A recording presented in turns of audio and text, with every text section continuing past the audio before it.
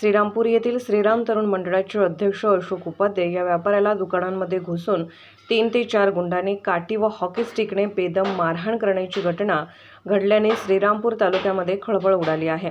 अशोक उपाध्ये हे आपल्या दुकानात असताना अचानकपणे 3 ते 4 गुंड यांनी हातात काठी घेऊन बेदम मारहाण करून काही वेळात ते पसार झाले। सदर घटना घडताच श्रीरामपूर शहर व तालुक्यातील सर्वपक्षीय नेत्यांनी व पदाधिकाऱ्यांनी एकत्र येत श्रीरामपूर बंदची हाक दिली होती। सदर गुंड प्रवृत्तीच्या तरुणांना अटक करावी अशी मागणी सर्व पक्षांकडून करण्यात आली होती। मात्र या घटनेमुळे श्रीरामपूर शहरात दहशतीचे वातावरण पसरले आहे।